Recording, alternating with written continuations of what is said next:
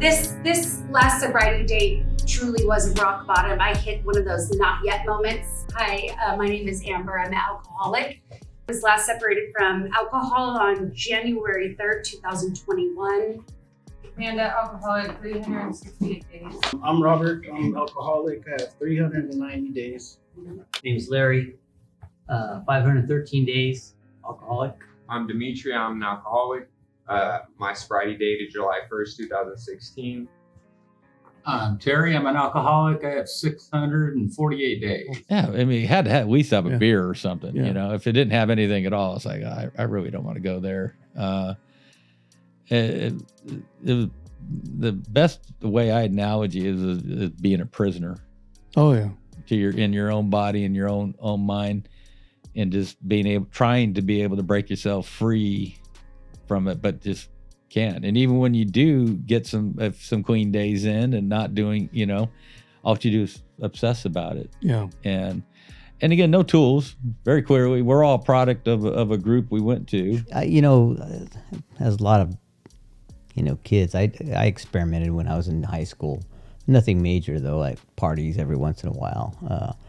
18 when I went in the Marine Corps, I mean, it was all over the place. At 18 years old, you can buy alcohol on base. Right. And, it's kind of like they promoted it, it was this macho thing, you got to be mean, tough, and drink. Okay. So, I look back and I think that, and not to blame the military, it's just the culture, it's just the way it was. I look back and that was probably where it kind of started. It happened, I had my ups and downs. I think military kind of kicked it off a little bit. And then I started my career after I got out, started going to school. And so I had peaks and valleys, but when I really knew I started having a problem was when I got sick. I got sick, and that was about 5 years ago. I knew it was getting a lot of hand before then, but I always, in my mind, I always said, as many of us do, yep, tomorrow. Yep, tomorrow never came. Yeah. Well, it did, but it was always in my head. I'll stop tomorrow. Right. But that's just not the case, and until I, knew how much it was damaging my family and myself and my health. Yeah. Just the thought crosses his mind, and that's sort of what it was. I was on my way home, and it was a warm day, and I got the taste of Jack and Coke in my mouth, which I love Jack and Coke. That was my drink. And so it just looked over, and there's a liquor store. Oh, so it's like, oh, it's a sign. So I pulled in, and nothing crossed my radar. No. Walked in there. I bought a little half pint of Jack Daniels and bought a Coke and went out to the car, and I sat there in the parking lot of the liquor store. And it wasn't until I took the drink. And even then, it wasn't this immediate. It was like, oh, I don't feel like explaining this to my wife, even though we've already had a conversation that it would be okay. Because back in that conversation we'd had a year prior, she was like, well, okay, I guess if that's, And so I just, it's like, I don't want to explain this to her. So I went back in and got some gum. Right. Of course, in another bottle. Throw the bottle away. Well, I throw the bottle away, right? Because now I got to hide it. That's, all that stuff. And so, it's funny because I walk in the door and she's there to greet me. And then she's kind of like, you been drinking? What? Nah. Oh. I'm excited. It's just, okay. All right. So right there, I mean, I got to hide the bottle. I'm lying to her about it, all just like that. The habits are back, and it was a rapid decline from there. After work, quickly came to at work, quickly became to hiding him in the garage, and all of a sudden I had a lot of projects to do out in the garage. My man cave, and so don't disturb me while I'm out there, and. Yeah, it was horrible. Lasted for about 6 months.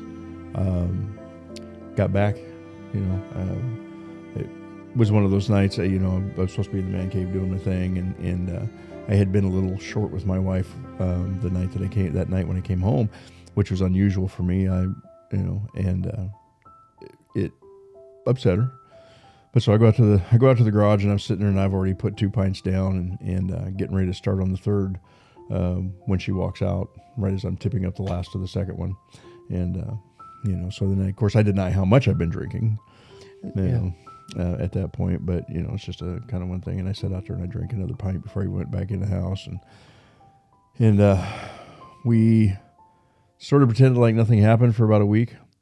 And then, she brought it up, and I said, yeah, I've been drinking more than I said. And, so I know what I need to do, right? I need to get back into my recovery with my fellowship and do the right thing. And I did that for about a year, but I was angry. I was so angry. And so I wasn't real honest, with the guy that I was working with. And we got just a little ways down the road, and I screw this.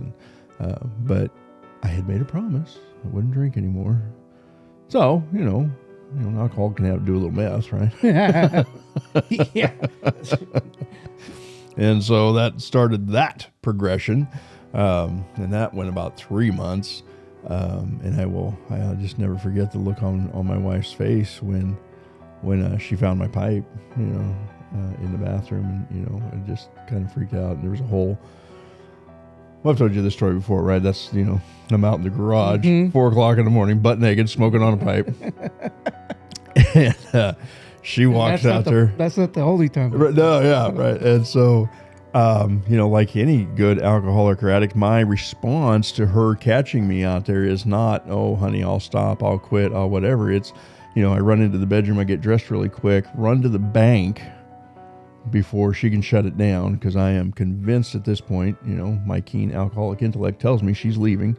Yeah. And she probably should have, but she didn't. And but so, yeah, jump on the motorcycle and off I roar. And when I made it back that night, some things that happened throughout that day and into that evening. When I got back that evening, I was ready. The fact that I made it back to my home that evening is kind of what convinced me, because I was intent on not making it back home. When I took off that day, it was, thundering. We were still living in Bakersfield, and it was thundering in clouds, and we knew it was going to rain and it started raining, and somehow I wound up in Glenville and finished smoking all the dope that I had and drinking, because I immediately ran to the liquor store, of course. Yeah. At that point, and had picked up a couple bottles. And I finished all that off, and in my misery, I looked up and I told God that I have no intention of making it home. Right? And if I do, then I'll do something different. And I was angry. My initial feelings were of anger. I did not want to be different. I did not want to stop drinking. I didn't want somebody to tell me that I couldn't do something.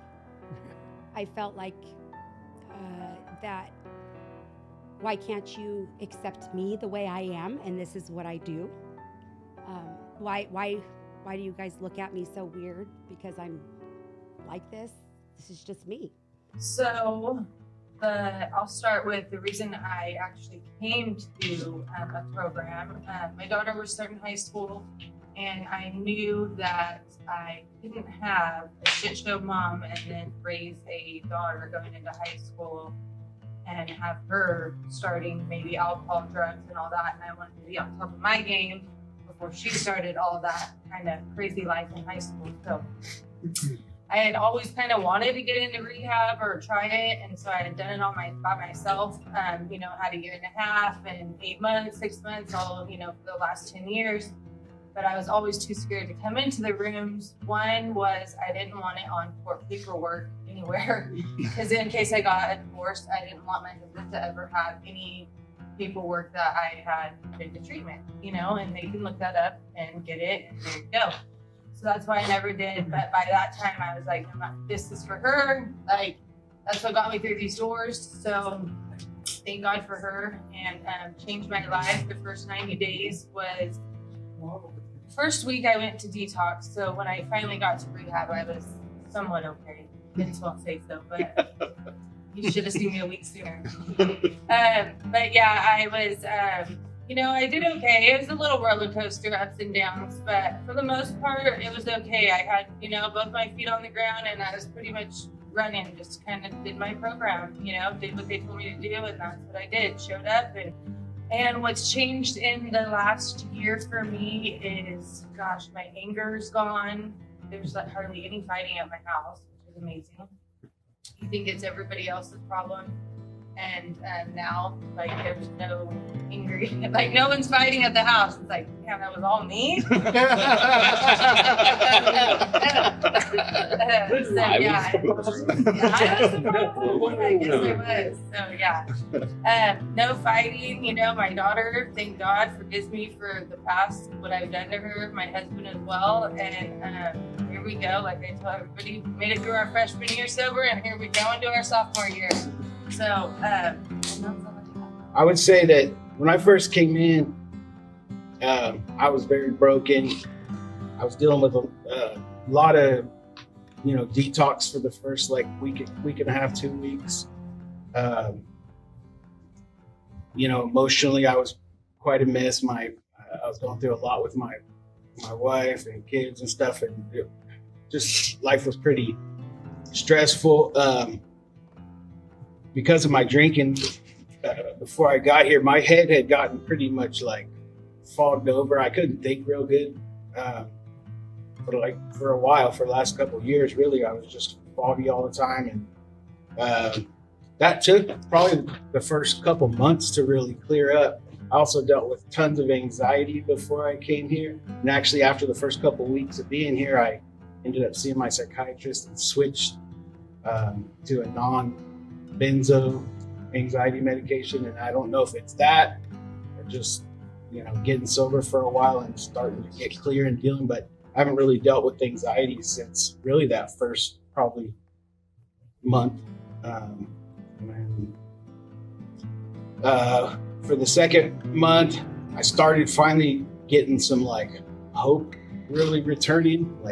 I could see the kind of the light at the end of the tunnel, and I had lost hope for quite some time. So to start having that come back and the positive kind of outlook on things, and realizing that I was glad, that I was able to make it out of the dark place that I had been in, that I didn't think, I was going to be able to get out of. It was sort of the last ditch opportunity to, take advantage of a program and see if that would get me out of the place I was in.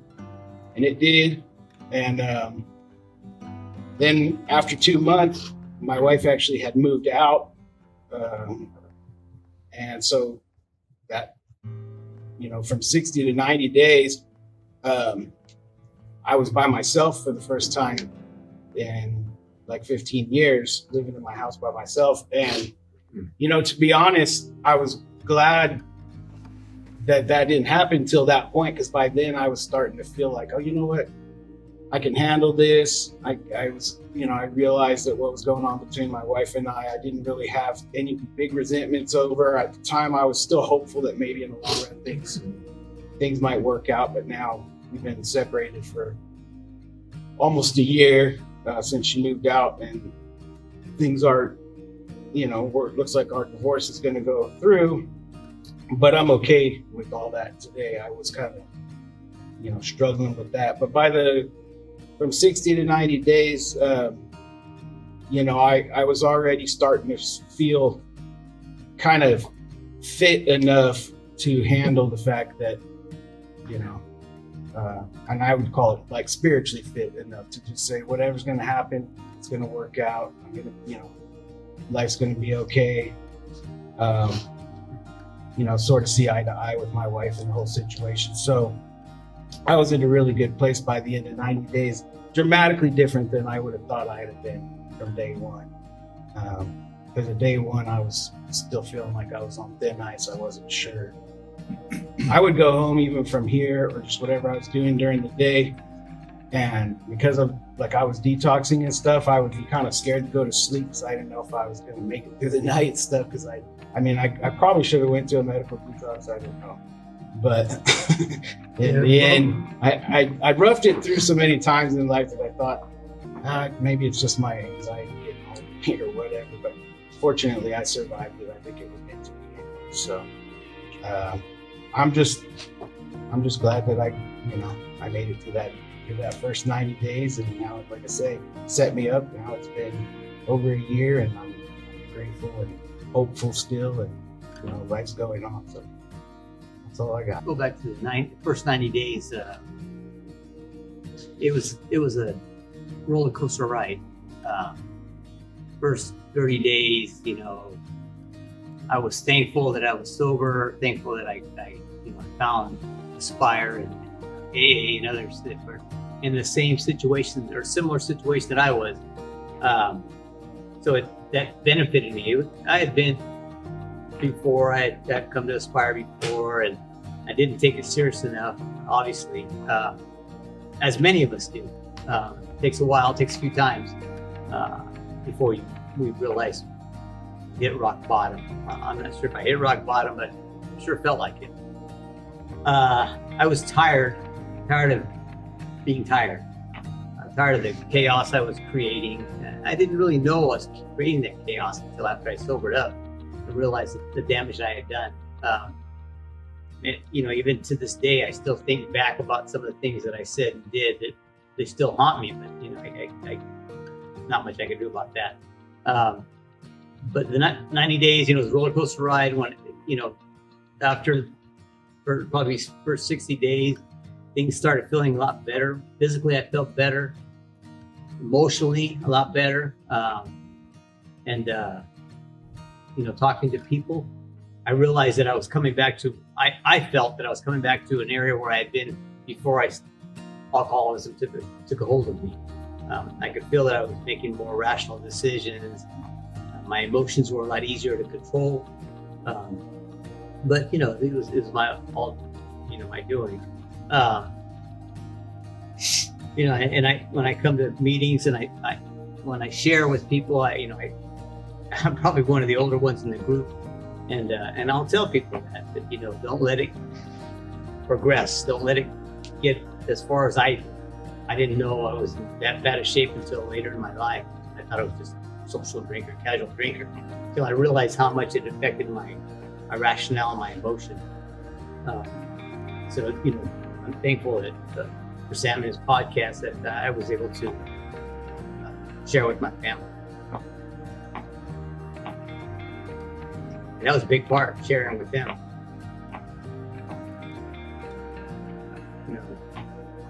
When I first came in, I couldn't speak at all. I still have some difficulty with it, but it's gotten a lot easier. You do a lot of damage with substance abuse or alcoholism. Once you look back and see the things that you've done, it's really hard to accept it. But you just have to move forward, do the best you can to mend those fences and show the type of person you are. So that's pretty much all I have. Coming into rehab at this facility, it was rough. I was in bad shape. I should have been in the hospital, quite honestly. I mustered. I got down here. Thankfully, I got paired with the best counselor here, and he was firm and was able to kick me in the ass right away and get me going in the right way. But the first week, feeling wise, I had come off a 8-day bender, and it was bad. So it all came to a head. I got my wife out of the hospital. My wife almost died, and I rewarded her when I got her out of the hospital with not going to work, drinking, and I wasn't going to work anymore, and just went and bought a bunch of booze and put myself in my trailer out of the driveway. And I had a one thing, an objective only, and that was to drink and not stop drinking. And unfortunately, I got so ill, and the reality set in, like, wow, you're going to do it if you keep tipping. You go a couple more days, you're probably not going to be around. So I took my shaking hands and got to the computer and looked up rehab facilities, and took me a couple days to come in because I was on my own. Even though I am married and my wife was still there, she was again very ill, and she was already out the door. She had already made plans to move out and stuff, so it took me a couple days to detox enough where I can drive to get to the rehab facility to get started and everything. Once getting in the program, we did, they call it PHP. Man, I highly recommend that for everybody. 2 weeks of really kind of getting to know where your disease is and what's going on with it. After the 2 weeks of PHP and then, sliding into just regular IOP, really started to, feel better and get some clarity in my mind. It was still rough though. It was a rough journey, those first 90 days, and just continuing to stick with it. Like most people, when you go to groups, they start talking about, they get busy working on projects, and I got into that.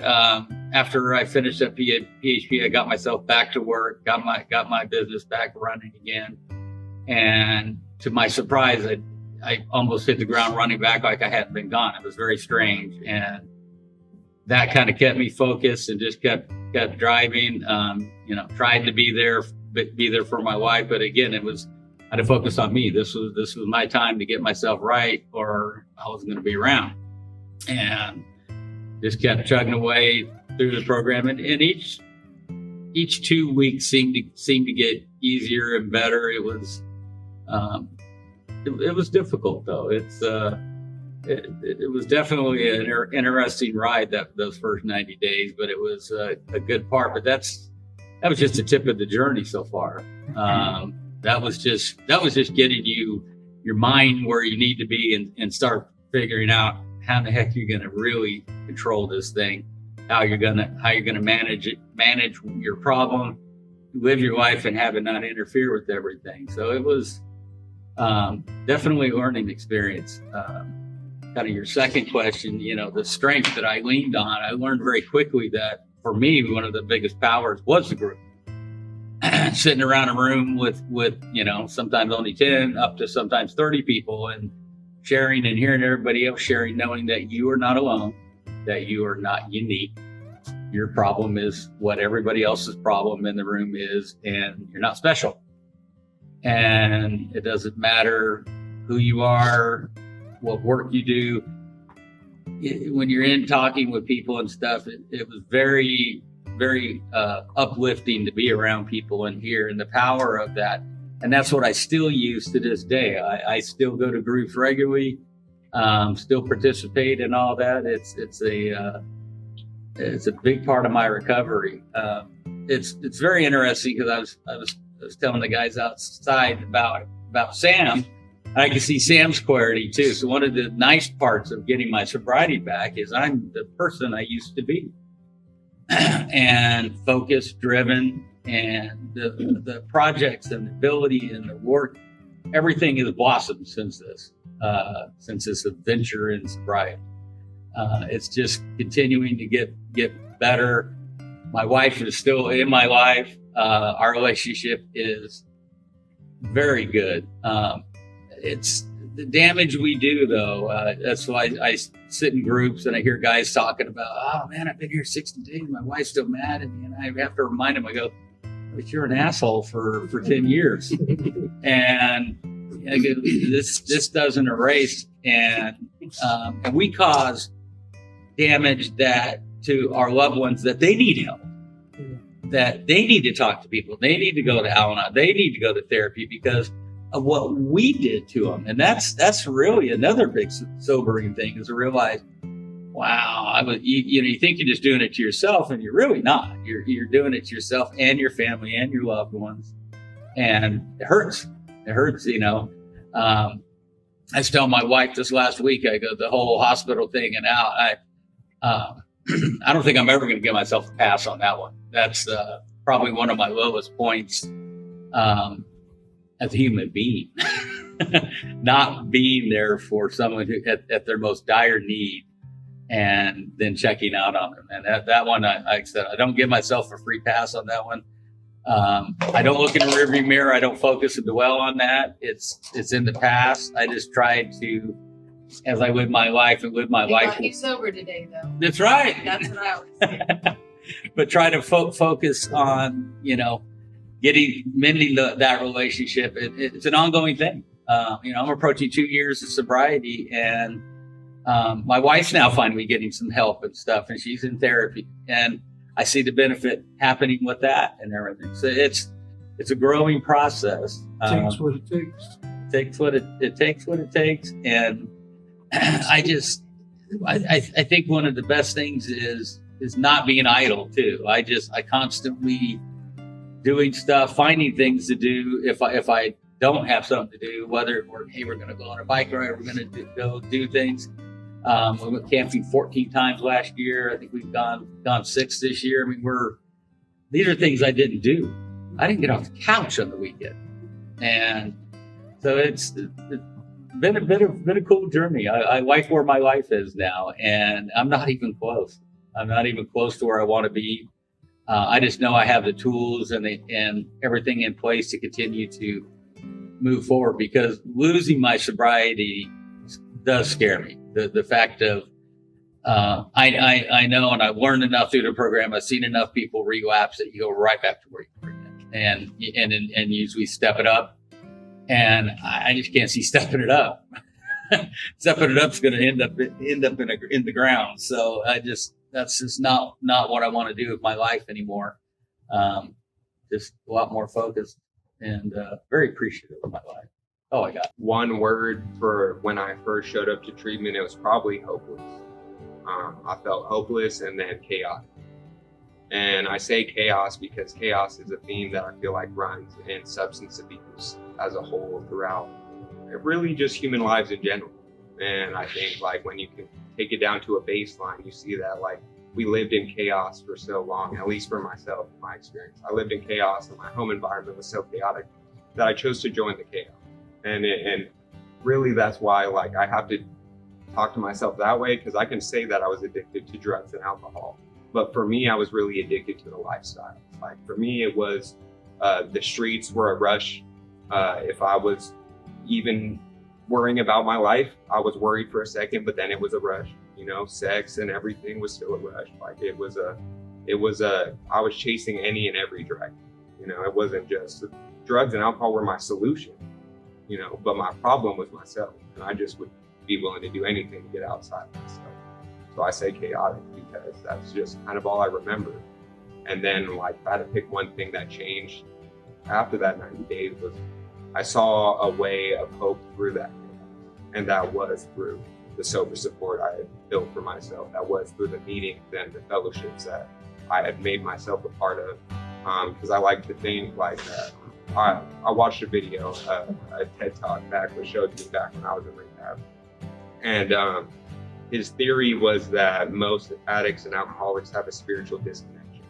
And at first I didn't like that because I felt like it only had to do with religion. But then when you peel back what spirituality is, it's way more than just organized religion.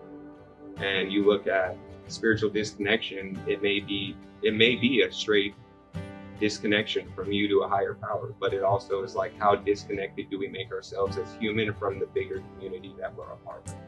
And that's really what I noticed. Those two disconnections cause us to self. If you don't have, I love the book The Alchemist because it always says, right? Man's only job in this world is to find his true passion. And if you find something you're passionate about in this world that makes you connected to something, if you find something that you love, it might bring you to a fellowship. It might bring you to a Comic-Con convention where you will still meet with like-minded people. It might bring you to a gun show where you will still meet with like-minded people. There's a lot of communities in the world, but when we start self-medicating, our go-to is isolate, right? Because if you can't see what happens on the inside, I can take this beautiful big picture on the outside. And that's what I did. I was fine to everyone else. I didn't care about anything that hurt me to anyone else. But when that door was closed, man, I cared. I cried. I got high to not feel what I was feeling.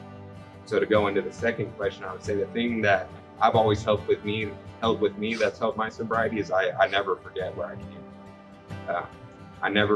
I got sober not based like my rock bottom. I fucked my life completely up. I had no friends in it anymore. The last treatment facility I'd went to, I had already burned bridges with all the counselors at the 5 other treatment facilities I went to before that. I had been kicked out of all 3 of them.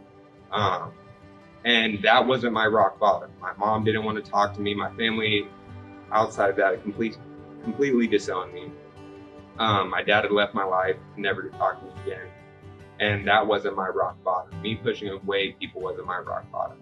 That 10 to 15 minutes between me getting high or picking up another sack, that was my rock bottom. Like when the drugs wore off and I was left with that internal pain that I had built up over years and said I didn't care, but I cared and built up. When I felt those feelings, I wanted to die completely. And that's why I used.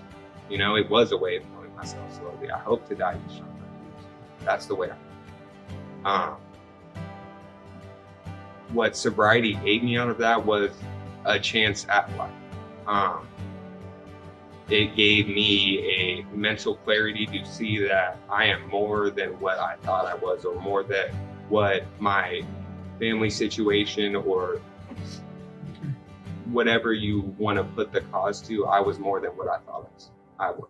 Like, if you would have asked me at my first day in rehab what I thought of myself, I would have told you that I hate myself. I had survivor's guilt from my friends that had overdosed or died in violent ways. And I felt like if they died, why am I here? And that's just because I had no self-worth for myself. I thought that little of myself. And the one thing that changed me to get clean was there was 2 counselors in that first facility I went to. And when I looked in their eyes, the way they looked at me, they were looking at a completely different person than what I saw when I looked in the mirror. And right then and there, I was like, I want to be that person. If someone sees that in me, like, I know I can be that. And that is what changed me for me. It gave me hope in a world that was chaos, to where I kind of just gave into the chaos. How I got out of that was by pretty much making sure everything could be as controlled and least chaotic as possible. I looked at telling my best friends that if they want to see me, they have to come around me and my mom or my sponsor. That looked at me looking at when I got sober, I was 17 years old. So that looked at me cutting out a lot of what high school students do and what you do when you graduate. And what I did is I replaced that with a loving fellowship of people that made me feel loved instead of made me feel appeased my need to feel wanted. Because that's really what I had built my friends up to be, was just a system to want me because no one else wanted me. So if they want me, whether it's for drugs, sex, whatever it is, they want me. What I got out of my fellowship was realizing that people care about you, right? Like that. Lisa's a good example, right? So like I have a great sober support of a friend named Lisa. Lisa picked me up and took me to, I would say, at least over 200 meetings. Lisa, I can confidently say, was probably my best friend from the ages of 18 to 22 years of old. Now, I could have told myself that I would not let my best friend be a hardcore, older rocker chick that like no one expected me to be chilling with. Or I could practice humility. I could practice not being judgmental. I could practice not seeing race, religion, sex, or status and see her as a person. And she saw me as a person. And that view and that equivalent exchange is rarely seen in the world anymore. Everyone has an agenda. When the agenda is solely based off the fact of if I help you, I get helped, then I'm being selfish by being helpful. And that's fine.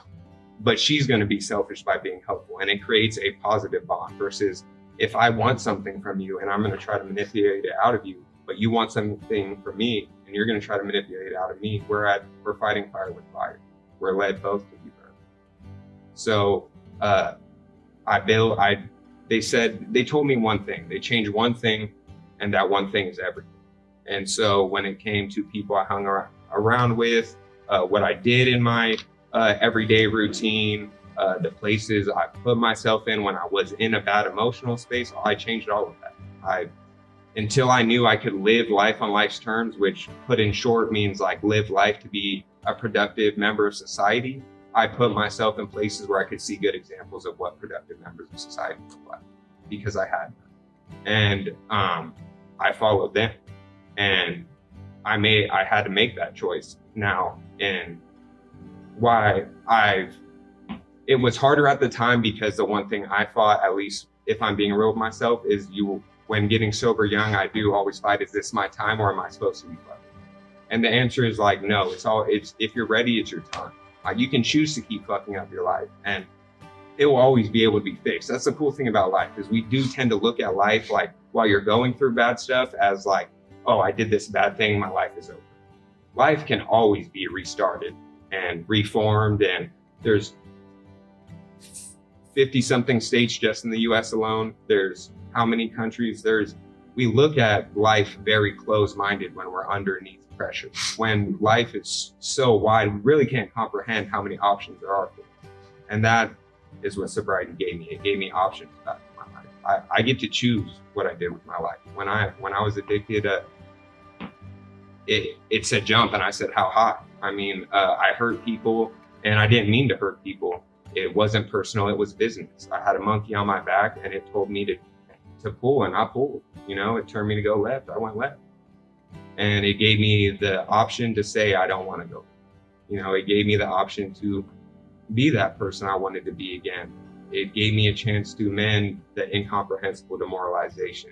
It gave me a chance to find what I love to do in life.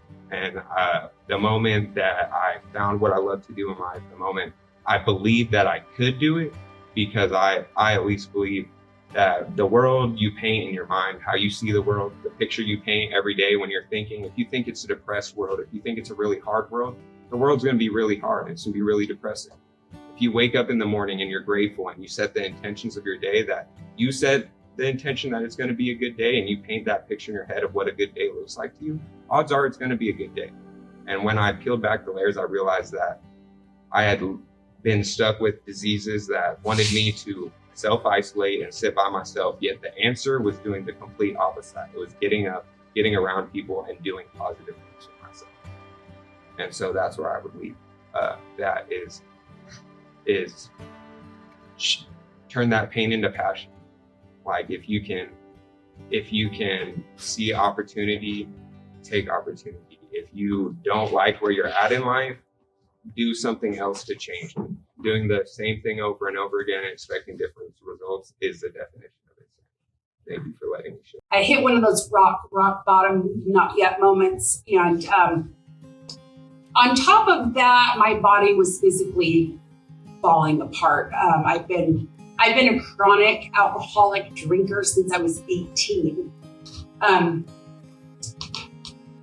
Mostly liquor. So I was talking with somebody earlier, like it seems like at a certain point your body like just starts to do things, like not when you were in your 20s, not when you're in your 30s, but you hit your 40s and things start changing, like sagging, you start shaking when you're drinking, just, you know. So I was terrified. I never really had any physical malady or any, troubles in my life, and that terrified me. Just, and then one time when they put me in the hospital and they were staring at me wondering how I was alive, because my blood pressure was some ungodly amount. That was one of those little moments too. Like somebody else had said, like, I don't even know how I was waking up every day. I have no clue. So being that this was not my first time going through the first 90 days, I kind of knew what to expect, and I did what I didn't do the first couple times I tried. So I embraced the program that was given to me full-heartedly, and I went at it gung-ho, and I surrounded myself by sober people. And for me, that is how I got through, I think, those first 90 days. Instead of shunning women like I normally do, I embraced other women that could help me, that I could relate to. And it's so nice to be around other people that understand you and understand why you were stopping at every liquor store to get a shot of New Amsterdam for 99 cents, but you want the blue top one. And, who does that? Like, everybody that I talk to now we all did the same stuff, and it's so nice. And it's just... But, and it was brought up also too, in the chaos. I talked about it in my first podcast, how I was a chronic sufferer. That's what my sponsor told me, that I didn't know how to function without the chaos in my life, which led me to divorces, being in abusive relationships. So after going through your first 9 days and getting through the program, you can't just stop. You have to keep going. You have to find another program. And I embraced a 12-step recovery program for myself, in which I've gotten through, and I now practice, my steps every day to get through my day. So now when something happens and I'm like, would have been freaking out, and there would have been chaos and confusion, I just am kind of like, I maybe should be a little bit more upset about this, but I'm really not. And I know how to handle it in a calm way and not so. I still am dramatic, but it's not the end of the world all the time, like somebody else said. Not everything is the end of the world. So that is how I currently get through things. And I also am a firm believer that there is no bad and there is no good. It is life. It is simply life. And we all have bad and we all have good. And none of us will escape the bad or the good. None of us are more special than the other one that's going to have more bad or more good. It's life, and it's how we deal with it. Every day. And I can choose to be a victim, or I can be a problem solver, and in that way be able to reach out to other people to help them solve their problems through various ways. But I do know at the end of the day, if I put alcohol in my body, that my problems are not going to go away. They're still going to be there. It's just a mind game. This disease is such a mind game, and when you can get that help from your higher power, from God, whatever it is that you get your help from, and get out of self, get out of yourself, because you're not that special. We're not that special. Everybody else, you're more special. Everybody else is more special than me. That's how I look at it, And I want to have other people to feel like that. And so, is everything perfect? No, absolutely not. But I don't have to drink over anything anymore. So I think that's about it. Really conjured up a lot for me today. I think that's been happening a lot here lately. So in all honesty, I first got sober in 2010.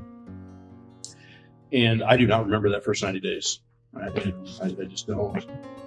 It's been so long ago, and I've slept so many times and all that stuff that I just do not remember.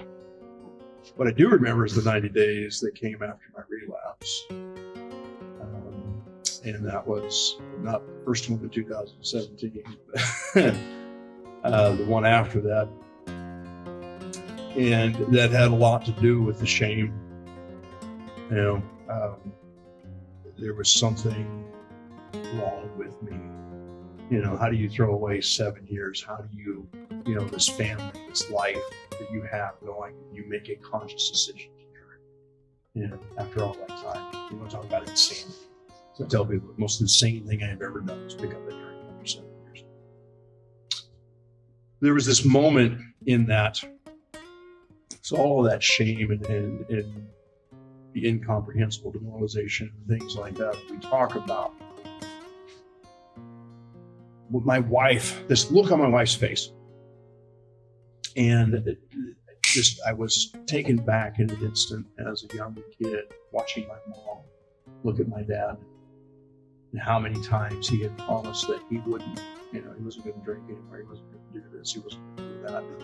But she had that same look as my mom, and there was that for me became that motivating thing, because I didn't want to be him in any way, shape, size, or form, and so I didn't care.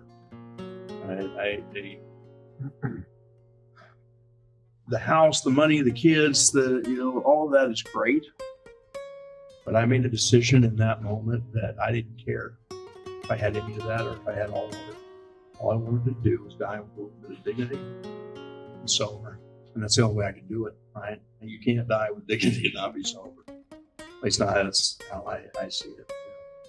And so, in the midst of all of that emotional and mental turmoil, because it was nothing but hell that first night, I decided that, like I said, I wasn't going to be my dad, and I was going to do everything in my power not to pass this on. Right? I was going to break curses in my family, and not, give my children something different to look at and to see and to model. I wanted to model for them. I got busy in recovery. I already kind of knew what I needed to do, and so I got back to doing that. I surrounded myself with people who have been sober for a long time, and how do you do that? Because I want to know. And what I was told early on, and firmly believe, is that I am given a daily reprieve, and that's contingent upon the maintenance of my spiritual condition. And I didn't have a big issue with that. I already had the concept of a higher power in my life. I think a lot of people do. But Dimitri was talking about that separation, right? That separation that we have. And I think it starts with the separation here, right? I got told that once. I was sitting in another meeting. I was talking about how I have a hard time trusting people, right? And so I do this to people all the time. And this guy came up to me after the meeting, and he says, when you're doing this, you're doing this. And I was like, oh. And I took that home and I chewed on that for a while and realized that was true. In my belief system, we're all created in that image. And so I am. If I'm pushing you away, I'm pushing him away. And I can't do that. And so I work hard. I am not good at relationships. It has always been, a difficult one for me. And I really have to try and work at that. And so, I do. And then I get comfortable and, and I don't. And, and things start getting chaotic. But so for me, that idea, that maintenance of my spiritual condition has been the biggest tool for me in my recovery. And that means being in service to other people for the most part. That's the biggest aspect. I have to be connected to people, to recovery, to helping others in and out of recovery. It doesn't matter. I need to be of service to other people. I like what you said, right? Everybody's more important than I am, because that's not been the hallmark of my life. The hallmark of my entire life is delusional and egotistical. Right? The sun's out. No, it's not. And believe that. I will believe that. So you tell me the first lie, biggest lie that was, hidden from me was coming into these rooms. You're an alcoholic. I might drink a little too much. I'm not. And yet behind me are 25 years of evidence showing that I am. And yet I don't want to believe it. That is the hallmark of being delusional. Right. And then, that egotistical aspect of, it's like you were saying, where there's neither good nor bad. And I'm like, yes, I'm good. And I am really good. That is the other aspect of that. It is crazy sometimes living that. What recovery has given me is the ability to, I'm still delusional, but I can see it more often now. And when it is given to me, when my higher power separates me from that lie long enough so I can go, oh, dang, there's another one of those delusions I've been living. I can start to do something about it, right? And that ego where, you know, it's in the midst of everything that is taking place around us right now. It's easy to get caught up in the whirlwind of hate. You know?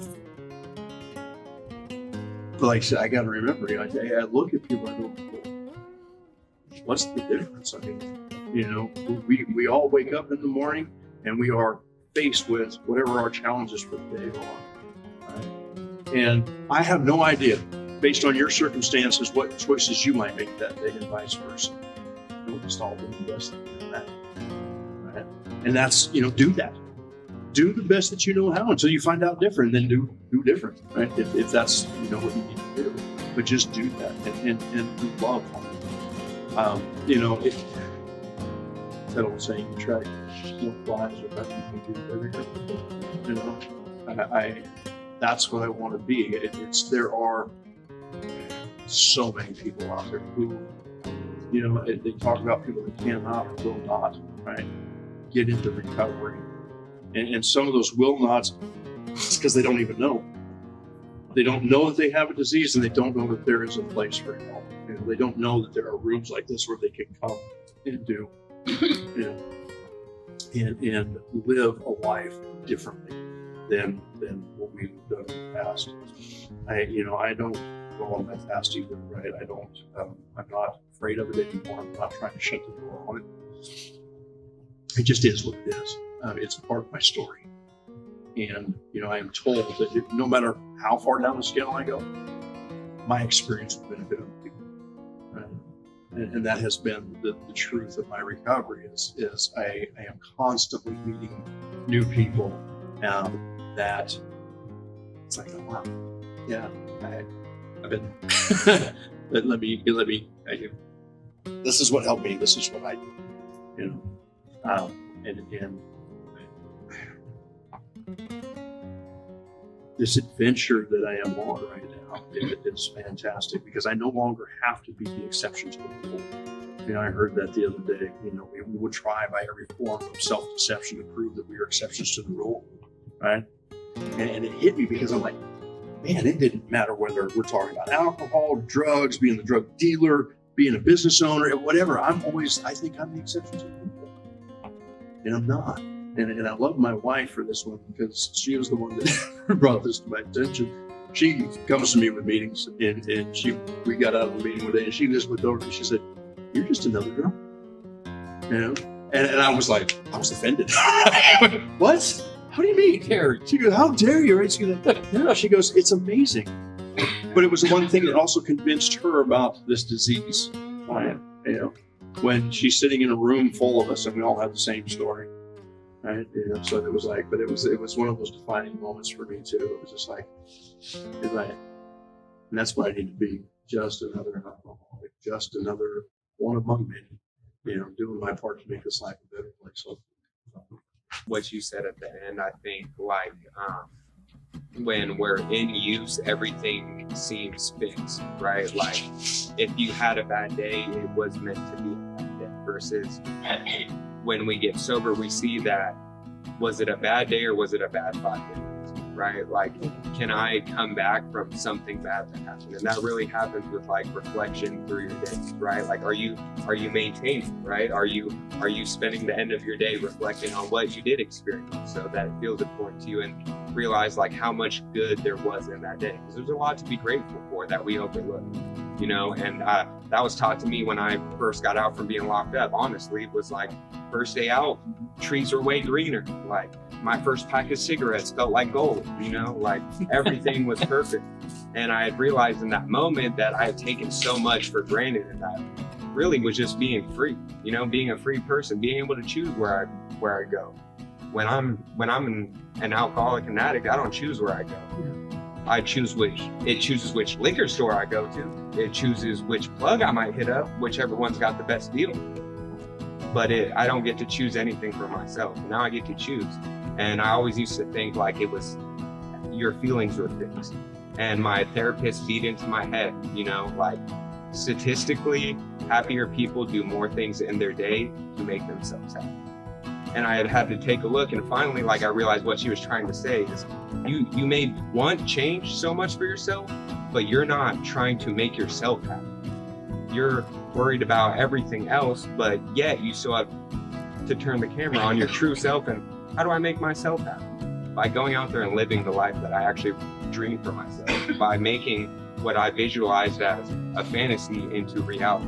I started looking at dreams of mine as like real perspectives and what are the goals and steps that it takes for me and doing them. And each step that I did, I felt better doing. So I just like what you said. You think about that, you can't, you can't help somebody if they don't not want to help themselves. But if I were to tell somebody, look at some of the things you're going to miss out on, that still may not make a lot of sense. Yeah. But if you kind of can equate it to the movie, I think it was Click. Oh, yeah. Sandler. Everything he missed Oh, yeah. with that remote control. I don't think I've seen the whole movie, but I know the premise of it. He missed a big part of life because he wanted to do things that he wanted to do, but he would skip a lot of parts of life. Exactly. And not till the very end did he realize all the things that he missed. That's what alcohol does to you. Big moment. You miss a lot of life. You may, like we said, you may be there, but you're not going to be there. You're not there 100%, or you may not be there at all. Right. And I miss a lot of life, and I don't know many alcoholics that they could sit here and say, "Nah, I didn't miss anything," because you do. You do. And it goes with the territory. Yeah. And it's that would have to be a material thing that I could probably work around explaining it. Watch that movie, and then we'll talk about it. That reference makes 100%. a ton of sense. I think you hit the nail on the head. I'm thinking about it now. think- That's deep. That's a deep reference. That's a perfect metaphor for how it goes. Yeah. Because you're there, Yeah. but you're not really there. Yeah. Yeah. And it doesn't hurt you till later, till you realize, Right. dang, I can't believe And it. it might be too late. Yeah. Yeah. Well, I think we should end it there because I don't know what else to say after that. If you're gonna drop a prolific bomb like that on us, Larry, I think it's time that we all just internalize that. And, Yeah. It's tough to think about, but it's true. We all miss some of life. Not that much of, I like that movie, but we miss parts of life that if we weren't indulged in something else, we may not have missed it. Yeah. Okay, let it be known. I'm working hard when I ain't on the phone. This ain't a home, this ain't a phone. Grind never stopping, I'm keeping it cold. Unlocking the door with the holy key. You supposed to be this close to me, and hopefully you understand G.O.D. Maybe this cold and I'm talking like no degrees.